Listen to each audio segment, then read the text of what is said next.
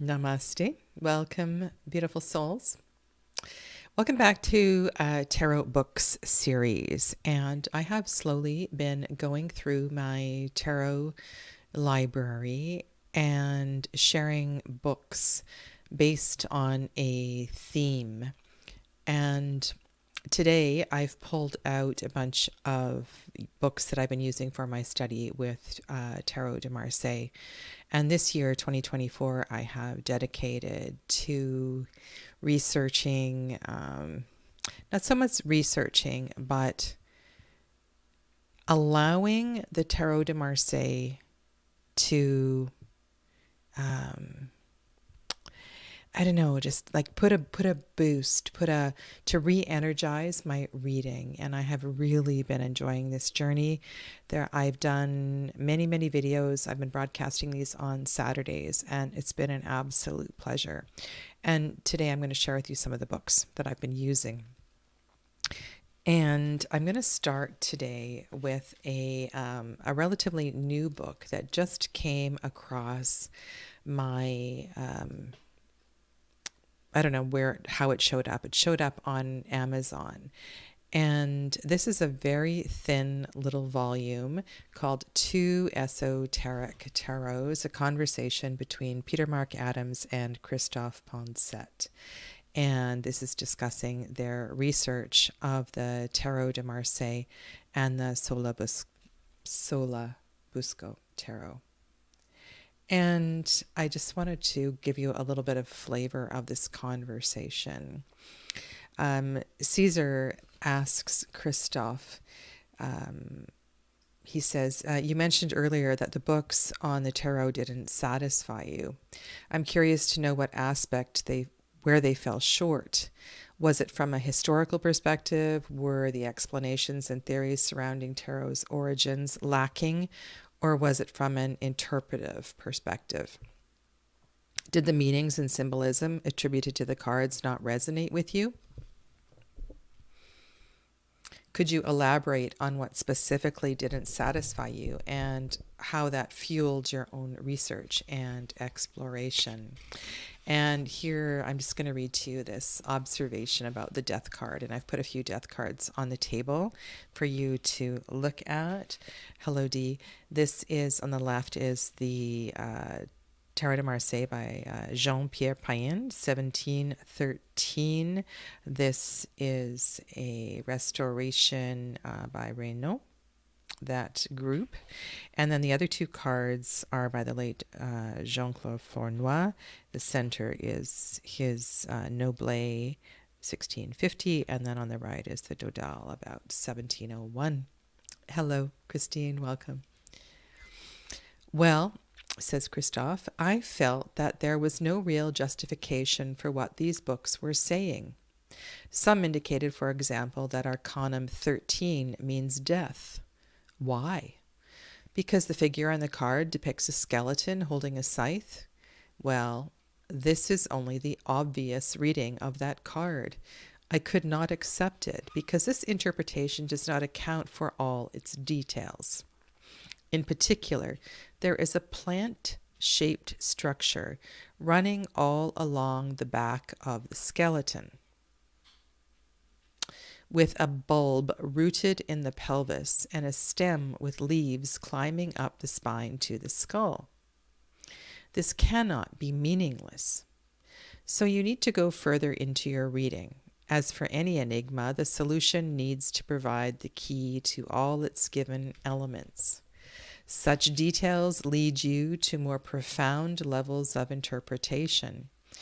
I have shown that several passages of Ficino's commentary on Plato's, and I've listened to this, Timaeus, shed light on this inner vegetal structure and thus help us to reach a much deeper understanding. Regarding the cards that do not offer an obvious interpretation at first sight, like the Empress or the Emperor, the authors of these books gave an arbitrary explanation, and without telling how they inferred it. Naturally, on such cards, different authors offered contradictory opinions, and so I felt that I would betray my reading of cards if I followed interpretations with which I could not rationally agree. And so this has been a really entertaining read, and of course wants to perhaps one day take me into a deep dive of the other deck featured in this book. So this rabbit hole of books and study has just been absolutely fantastic. And before I get to books that I have tangibly, I do not have a paper copy of David's book.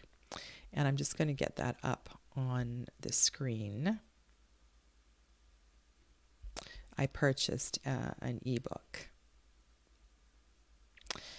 Reading the Marseille Tarot by J.M. David, which is a book that was created with a course. And I have to say that, and I want to thank Dee, because if it wasn't for Dee, I wouldn't have actually purchased this book. This is a very thick volume, and I have to say having this as a PDF has been very helpful, because you can then put the page number in over here on the right and skip to that page. And you can see that there are sub-chapters amongst the larger chapters. So it begins with, so we have Le Battleur as chapter 2, and then he dives into a portion of his reflection on the pips. And between the Imperatrice and the Emperor, we look at the courts. And so this course is not just an A to Z thing. It builds in the web of the tarot, which is something that resonates with me profoundly, and I really appreciate that. So I want to share with you some of the content for one of these cards. So let's go to, what's the one that I just did? The Wheel of Fortune?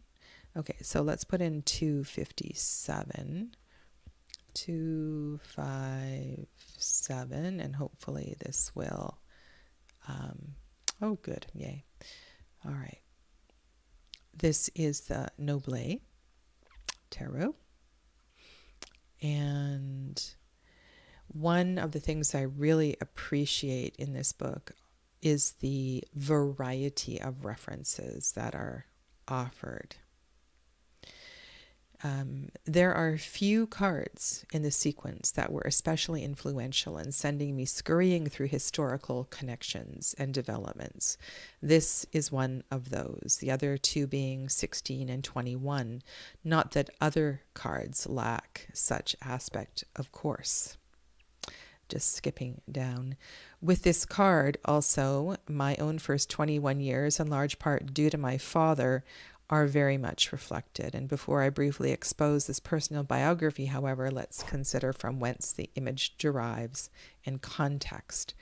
So in this book, he goes into a tremendous amount of effort in connecting the background information or the historical information of the image on the card, in this case, the wheel card.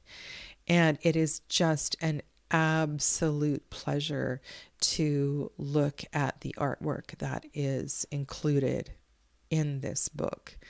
And I can't say, I mean, I have a real love for tarot books that, oh, I'm just reading your comment. The book is unnecessary. I have a real love for tarot books that include card comparisons, and you actually get to see the cards. And I have a few other on the table today that do that. So you get color images to compare and contrast the evolution of the cards. And this PDF definitely does that. And through these historical comparisons, you get a much clearer understanding of what's going on in the cards and where the cards have come from. And if you have seen, well, there are quite a few Marseille tarot restorers where there are missing cards in the tarot, and you find in the tarot that there are artwork, pieces of art that have been included in a particular tarot deck. And it's so interesting to learn that kind of information, because it really does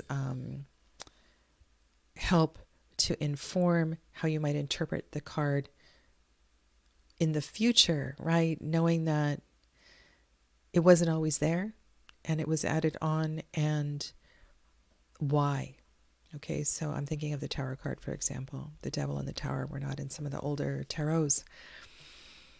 And this kind of conversation is really, really brilliant, looking at the geometry and the physics of the wheel itself, astrological correspondences, as well as some contemporary interpretations where we pick up on the wheel and its energy with sabbats, for example. So yeah, this has been a really valuable resource, and I love that I can navigate through the PDF so well by using the table of contents and punching in, just, inputting the numbers into the search box. And then I don't know if you've ever, most people have worked with PDFs, but you can highlight and you can make notes, and you can mark it up just like you can a regular book. So it's just been wonderful to have this as an option, as an additional reference for the year. Oh, the hard copy is in black and white. Well, that's great. Thank you for sharing that, Dee. Okay. All right.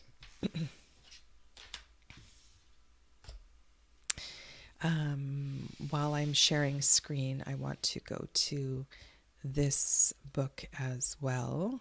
And I'm just going to take a moment. I just need to adjust the camera. I don't need you to get dizzy while I move it up. I just wanted to have it closer for the cards. Okay. Hopefully this works. Okay. This colorful book, I forgot how it came into my hands. It was I had it in its seal for a long time and only recently opened it. And I'm going to show you the website in a second where this comes from. And I must have purchased it when I bought the Jodorowsky Kamwan deck.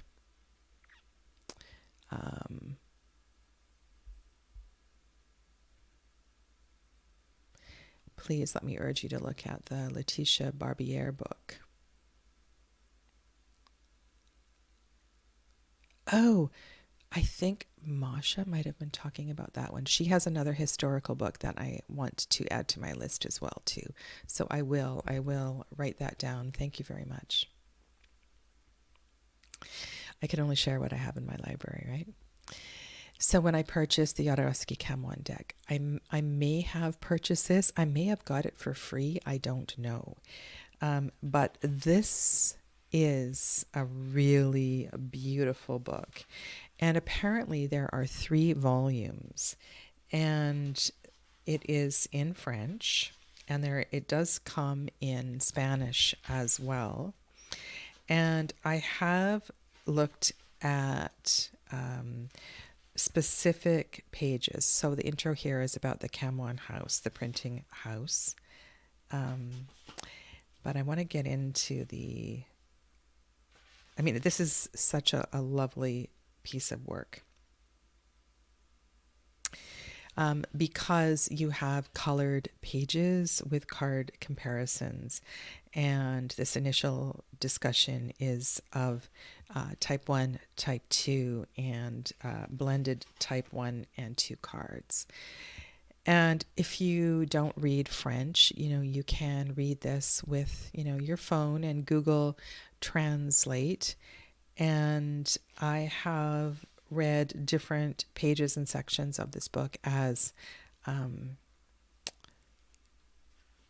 I have scanned through it. So there is a history section, but the bulk of this book that I find really useful are looking at the little details. Now, if you have Jodorowsky's book, which I'll share with you in a moment, you'll know that it really does focus a lot on little details, and sometimes irrelevantly so.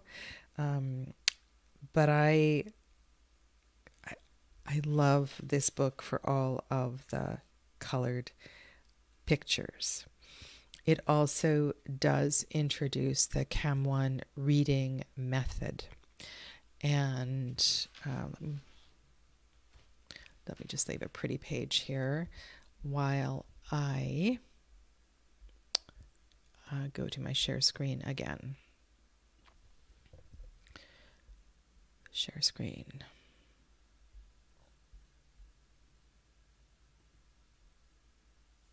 And hopefully this will work okay.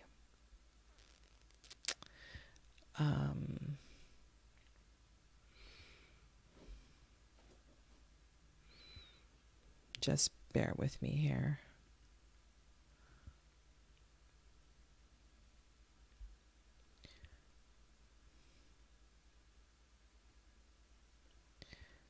All right. I'm not going to fiddle with this.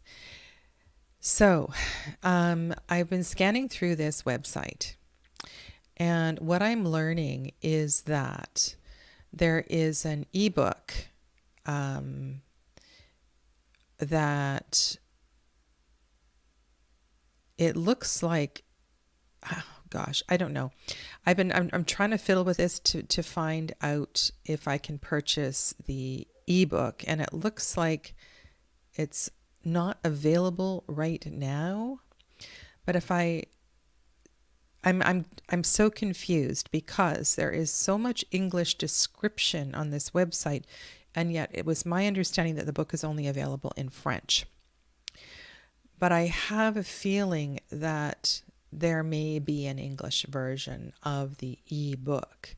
Now, if I go to the shop, and I hope this moves for you, and I go to books. Is this following along? Yes. Okay, so you can see there, here is the book in French is sold out. The book is available in Spanish. And there was a section here with coming soon. And I'm not going to take time to, well, maybe if I do that. Okay. Nope, I've lost it. Okay, so let me just tell you what I found. What I found is that Volume 2 and Volume 3 are coming soon. And I want to keep an eye on this because I would love to have an English copy of all 3 volumes. So I will keep you posted if I find my way through this, and it turns out there is one available. But yeah, this is really I would love to get into his reading style and understand his reading style, and I think the only way to do that is to read it with a better translation than Google Translate provides. But I have to say that reading select pages and sections in this book has been invaluable. And it is just so, this paper is just so beautiful. So yeah, I'm very happy to have this on my table in my library. The Jodorowsky book, however, um, definitely worth the read. Definitely worth the read. I appreciate it as a reference, and I have been through this book many times, and I have gone back and reread many of the chapters. So it is all in black and white, and it features the deck that was based on the Conver deck created by Jodorowsky and Camoin.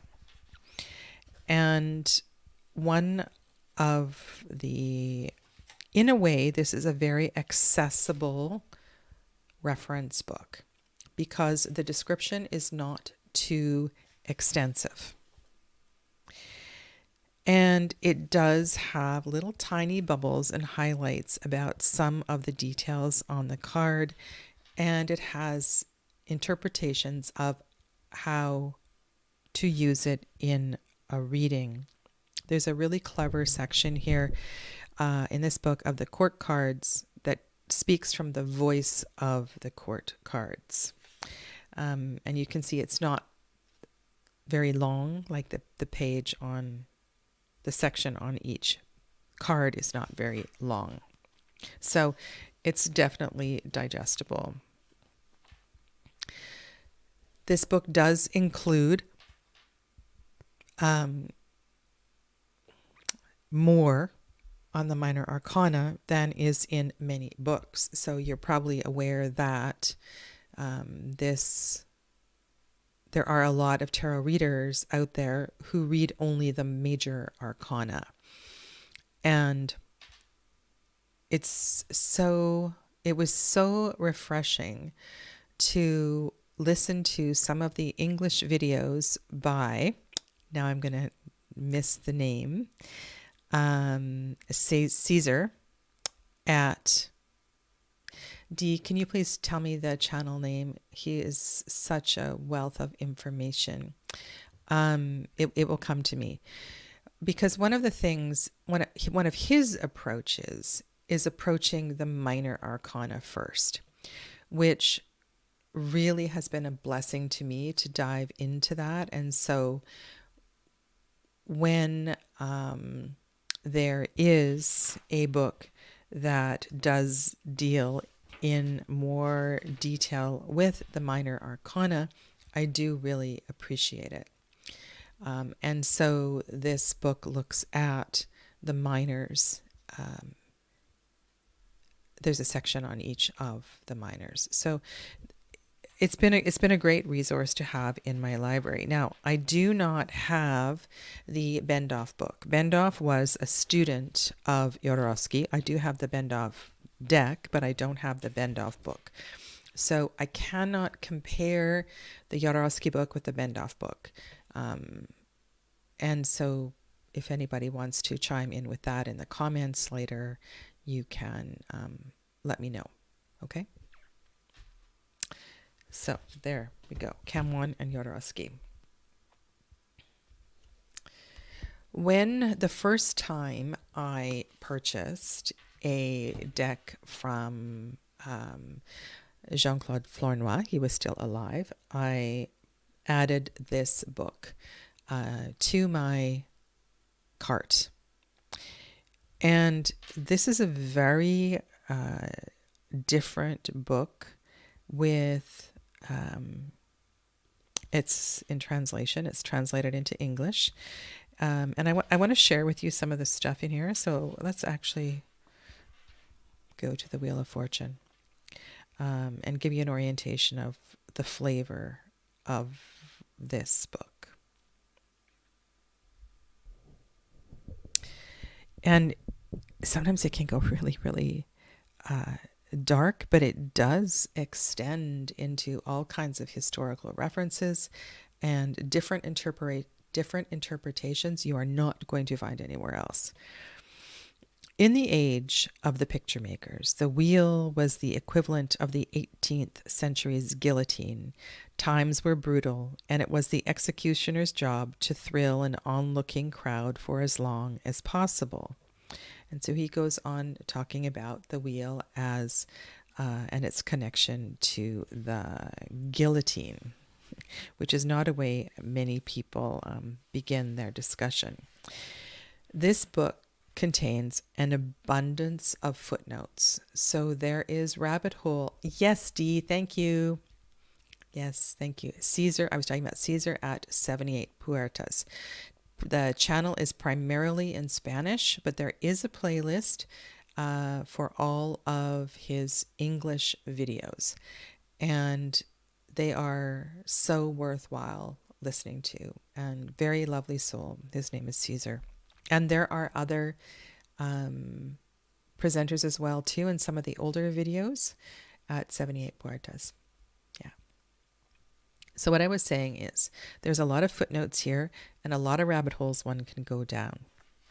So speaking of the wheel card, look at the three creatures shown on the wheel. The dominant figure wears a crown, the symbol of conscious belief, capable of decisiveness and verbalization. The top of his body is light blue to indicate intuitive ability to recognize the signals and messages of the unconscious. The dark blue half of his body indicates the presence of traumatic forces in action. So, this book reads a little bit like the Jodorowsky book that says, this is the way it is.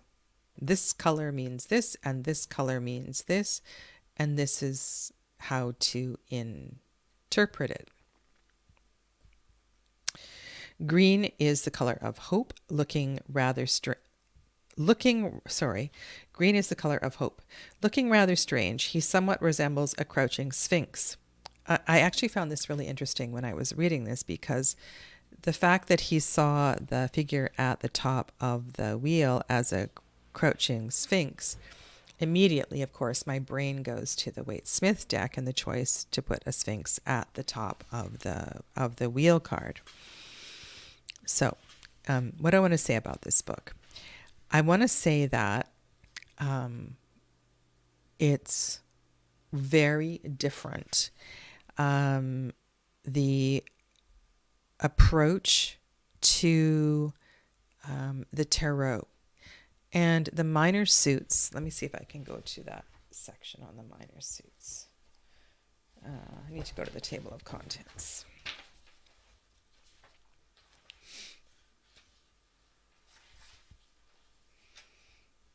Can you see the contents? Yes.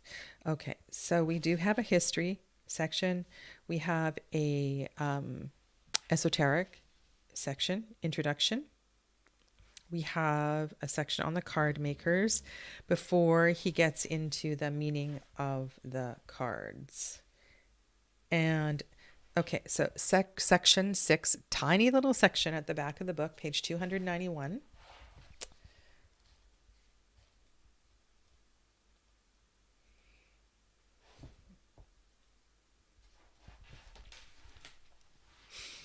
It's been years since I read this section, but it's very small. However, it does introduce another perception, another way to look at the minor arcana through the lens of tribes and guilds and how society was divided at that time. And so it's been ages since I've read this section, and I should probably reread it. But it does give you another perspective on what to do with the minor arcana in reading Tarot de Marseille. So the other piece here too is because of the research, the dedication, the actual house of Flournoy, the card making house. I really feel like this is a a piece of work to digest and to read and to know about, right? This is not, it has some meat to it. I guess that's what I'm saying. So it's a very interesting read and can be very shocking at times, some of the associations that he brings in. Probably the most beginner book that I have in my Marseille Tarot library is this one by Kathleen Matthews. And oh my goodness, I'm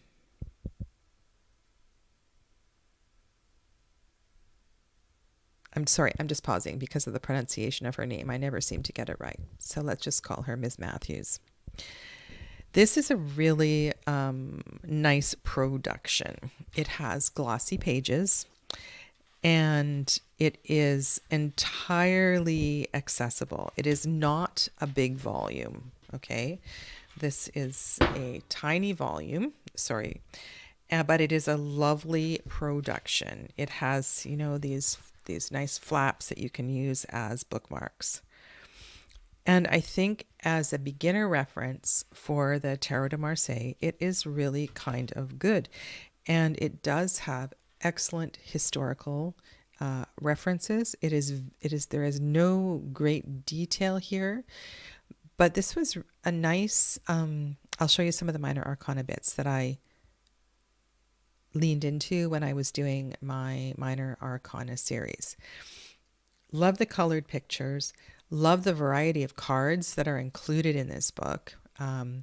And it's not expensive. So I would say if you're new to this and thinking about buying a Tarot de Marseille reference, that this one is entirely accessible and lovely to have in hand. Okay. Let me go to the table of contents.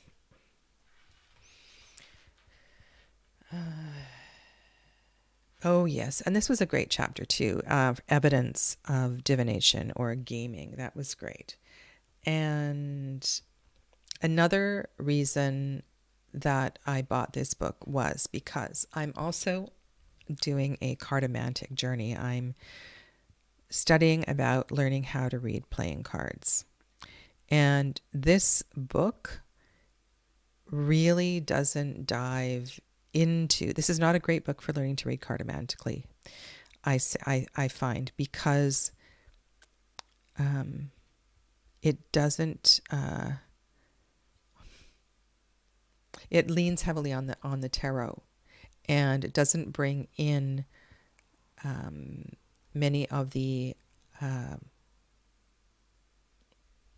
viewpoints of readers who don't do it in a tarot way. And I'm doing this on my Facebook page, and been doing this. I'm going to do it. I've got a tag on my Facebook page, 52 weeks, 52 cards. And I'm around 26 episodes into this, and I'm still completely flummoxed. And this book has been of no help with my cartomantic studies, other than to say, because I want to learn how to do it outside of the tarot, not as with tarot information. So, okay. Eloquent trumps, talkative pips. So let's go to this section. You can see there's lots of chapters here. There's a section on the quartz, divining skills from earlier years, the art of directional reading, and there's one on some really old spreads here. I really like this book, but I want to go to the section on the pips, which is page 90.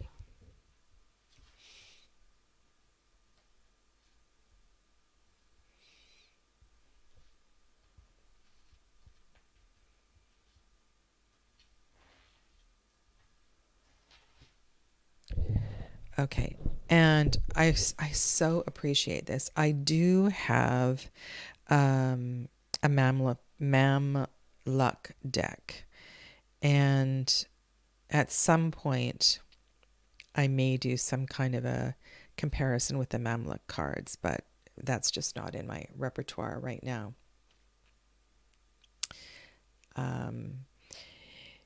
So in this introduction about suit origins, it does do a great job in explaining maybe some of the stuff you might pick up in the Fleur Noir book, but the history of the suits.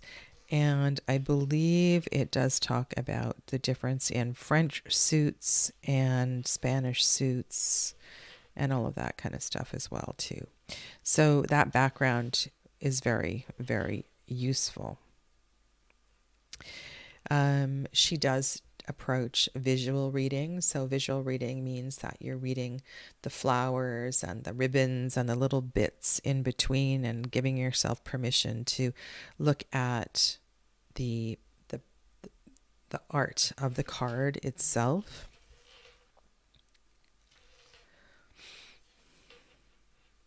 There is a summary of number associations. And I have to say that because of the work that I've been doing and the studying that I've been doing, please know that this varies so greatly. This is one of the things that surprised me the most. So, for example, number 7, I'm looking down here, her summary keywords are improvement, luck, opportunity, and faith. Well, reading cartomantically, the number 7 is a really difficult number. And let me see if she changes that in the cartomantic section. There's so many good charts and things here. This was very helpful. So this is combining suits and keywords. She is a great teacher, and I have her Lenormand book as well too, and it is marked up. There's pencil marks everywhere in that one.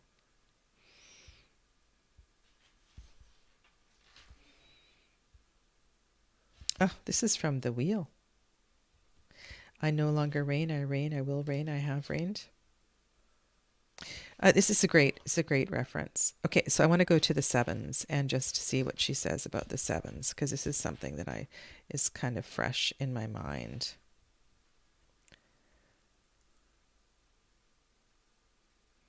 Yeah, it does something a little bit different. Anyway, this book has a tremendous number of pages on the minor arcana, and it's a great place to begin. And as Christine notes here, she enjoyed it, but it left her curious to find out more. So I would say this is a fantastic place to begin. And the court card section is also really very good. It's not a separate section. It's part of the PIP section. It is a little bit shorter. She does deal with suit interactions, among other things. So I really can't say anything bad about this, except it's just, I think it's a book that's just going to whet your appetite to go deeper into the cards. And I'm sure, knowing this author, that probably was the intention of the book. The intention wasn't to write a huge volume, because I'm sure she's capable of doing that.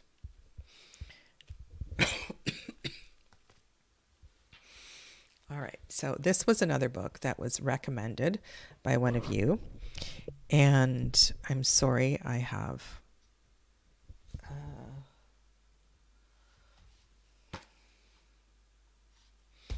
I really should write, Dee, this might be you. I really should write down the person who recommends a book or and in some cases, some of you have sent me these books or gifted me these books, and I apologize for my poor memory. This book by Roger Horn has been a great reference in looking at connections between cartomantic, reading cartomantically, and thanks, Dee, and reading with the Tarot de Marseille. And to tell you the truth, what has happened is, I'm going to go to the Suit of Wands.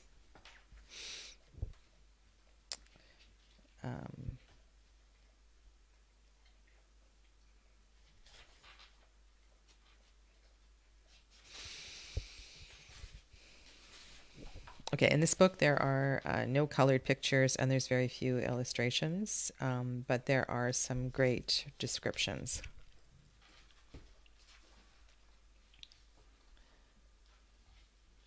The highlight is the minors, not so much the majors. Okay.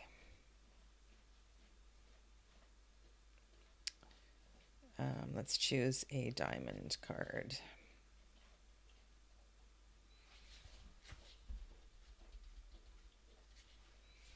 Okay. Sorry, I just need to, I've got so many different cartomantic associations in my head. I'm just going to go to here, the 4 suits. With the exception of jokers, the deck is divided into 4 suits. Hearts or cups, identified in our rhyme as blood, spades or swords, knives, diamonds or coins, stones, and clubs or rods, crooks. Each of these represent an aspect of the querent's life. So in this book, he very much associates the Tarot de Marseille and the playing cards as reading in a very similar way. Hello, Milky, welcome. And I really appreciate his descriptions. However, the more that I have been studying reading cartomantically, the more that I have taken, for example, the suit of diamonds to represent fire. And so when I go to the suit of diamonds here, what I have learned and what I have read is that you cannot put each of the suits into a neat little box. And it brings delight to me when I'm reading a suit of diamond description and I can feel both the suit of wands and the suit of clubs. Both the suit of wands and the suit of pentacles. And then it reminds me of the connection between one's life path and one's work or career, and how the suits are so very, very interconnected. And while I will be, if and when I start reading with playing cards, will not be using the suit of diamonds as the element of earth, I do appreciate the descriptions very much in this book. Shall we read 4 of Diamonds, just so you can get a feel for his work? The 4 of Diamonds is a hefty card full of inertia. Though that may take different forms depending on the reader's intuition and the card's placement within a spread, met with the immovable nature of the 4, the suit of assets can express contentedness and security, allowing us to relax our guard and enjoy the gains we have made. Sounds very much like a 4 of Pentacles in the Tarot. To pause for a moment in our studies, or to work to simply bask in the feeling of having enough of whatever it is we set out to accrue. Think of the hard-working restaurateur who has worked for years to finally achieve a profit and is now able to enjoy a short vacation. Conversely, this card can sometimes signify greediness and the hoarding of resources that are meant to be shared with others, like the billionaire who has more money than he can ever spend but still insists on a sky-high salary for himself as his lowest paid workers struggle to afford the cost of living. If our wealth hoarder were willing to spend this prosperity fairly, he would still have enough wealth, but he would also have the invaluable resources of his workers' admiration and loyalty.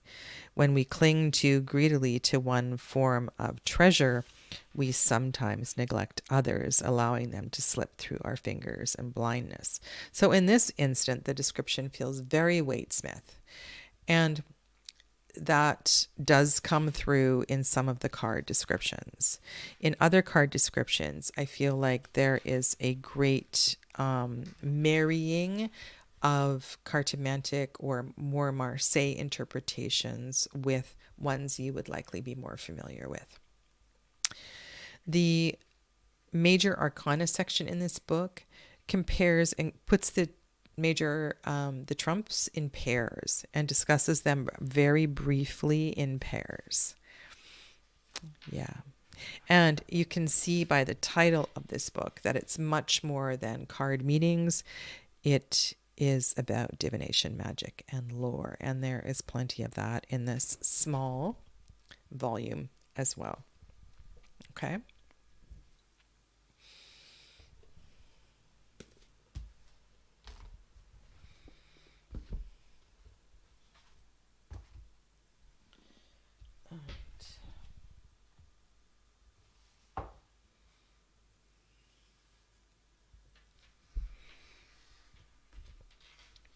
I have two Camellia Elias books. And let's look at this one first.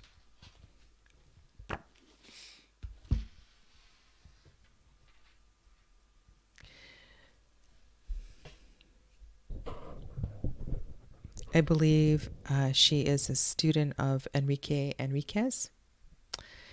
And I really appreciate the Tarology point of view. Tarology is a video that you likely can find somewhere on the World Wide Web that is really worthwhile viewing if you've never seen it, by Enrique Enriquez. And there's a lot of stuff out there on the web, and he's a great presenter, whether you're reading it with subtitles or listening to it in Spanish. So this is a small volume, and I am picking it up occasionally these days to remind myself of her particular take on these cards. And what happens in each of the sections on the major arcana is there is a description of the card that is in the book, which may not be exactly the same as the Tarot de Marseille card that you hold in hand. And then there is a question and a reading. And the reading is a major arcana reading only. And her approach is very forthright and practical and brief. And the impression I get, now I have not taken her courses and I have not studied with her. I have only perused these two books. And I know there are a lot of tarot readers out there that have taken her courses and just swear by her method and absolutely, they rave about Camellia Elias. I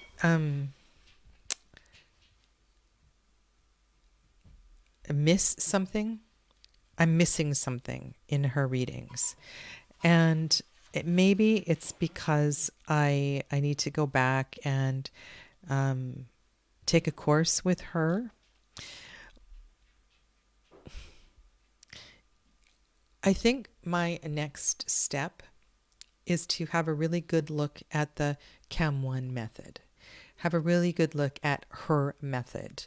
Maybe to go back and review some of the videos of the Enrique Enriquez method. There's quite a few different methods of reading out there, and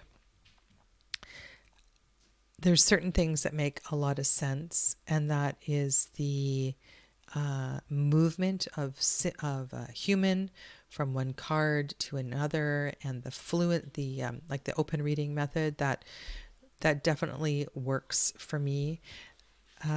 But there's some things I'm yet to understand. So she offers a really brief section on each of the cards for the majors. Let me go to the table of contents.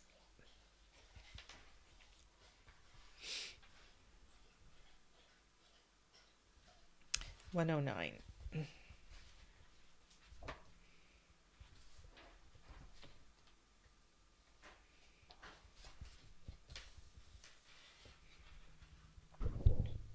The minor arcana. Excuse me. As you have seen already, most of my method in reading 3 cards consists of noticing what turns into what is at stake in this transformation, and where this transformation leaves us. Often the interpretation does not fill more than a few lines. The idea is to be incisive and to the point. The idea is also to shoot for the synthesis of the 3 cards rather than give interpretations of each individual card. So I really appreciate that attitude, because that is something that I also try to do. In the end, however, it all comes down to what we each prioritize. I like to play with the way in which the cards appeal to our ludic sense, as we engage in seeing how the cards permute their essential meaning, all according to what other cards they happened to enter into equation with. What makes reading cards fascinating is precisely the play of chance and randomness against the background of the fixity of the essential features that determine the function of each card. Now let us turn to the court cards and the numbered cards and have a look at what is happening there. So she does talk about the effect of color and number, and how to work with color and number, again, in a very, what's the word? Like it's, everything in this book is so, to me, choppy. I think choppy is a good adjective. And it leaves me asking so many questions, Dee. I have an on-off relationship with Elias. I don't think I'd have the intestinal fortitude to have a reading from her.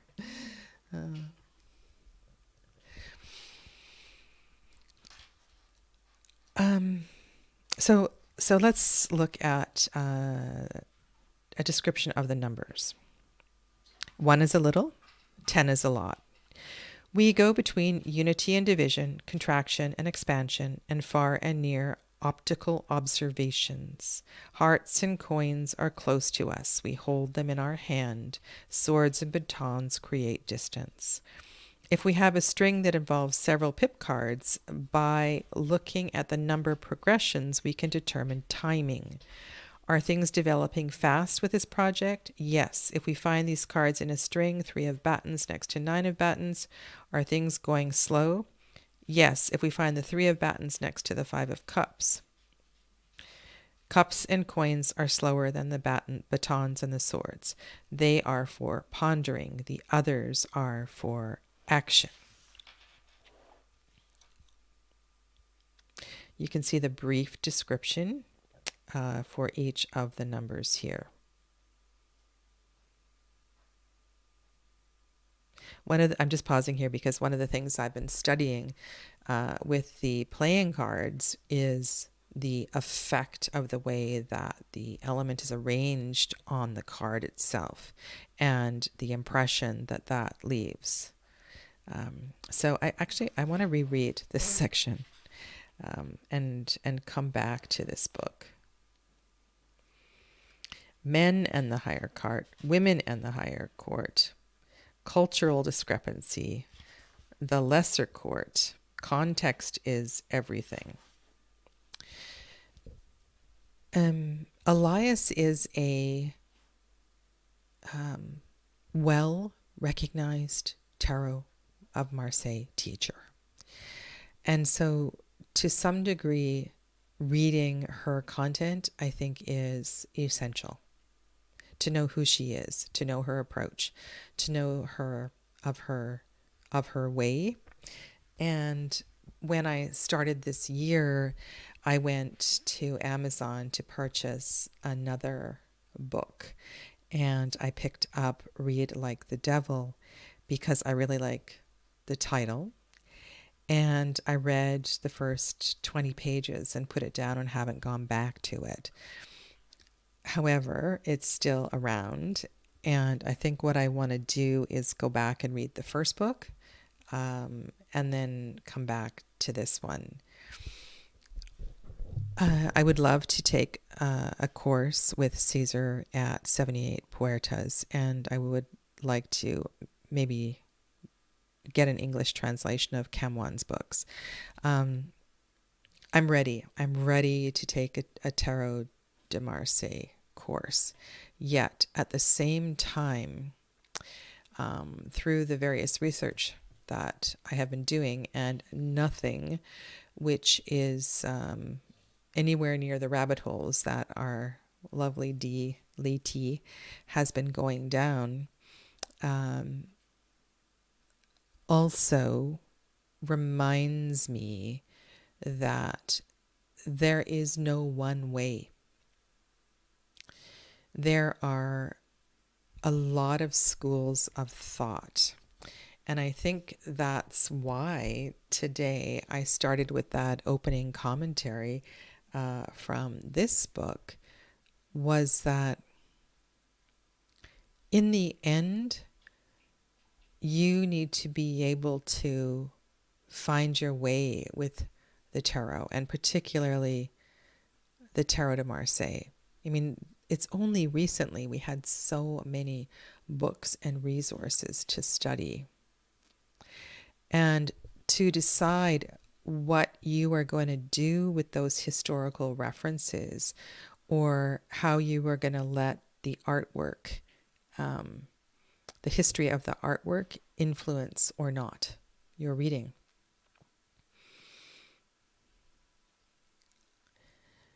There are certain cards and certain aha moments I have had on this path for the last 8 months that I will always remember, and I'm going to take forward, and they will become a part of my mandala of resources and vocabulary in weaving a card into a reading.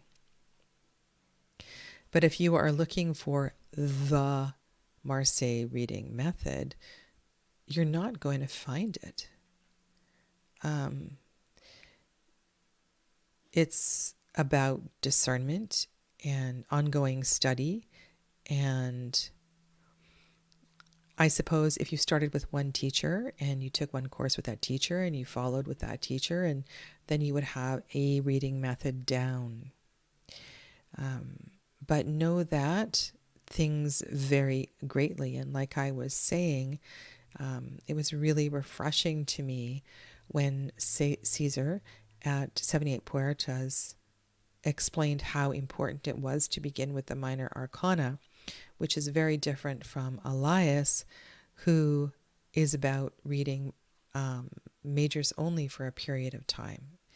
And that, this is my memory, okay, this is a long time ago I read her books, and it's not just her, you'll find this. So if you have the perseverance to watch some French channels on YouTube, you will see that a lot of readers only read with majors. And that's part of the Tarot de Marseille tradition. So if you are looking for resources and books to help you incorporate all 78 cards, then that is going to limit the number of resources that you might want to purchase or read. I guess that's what I'm saying. So this journey is certainly not going to be done in 1 year. I will be continuing to study and expand my resources and ask more questions. And Dee has been so amazing guiding and providing links. And if you want to go back through any of my videos, Saturday videos on the Tarot de Marseille, pretty much every video she's come back, left a comment and links. So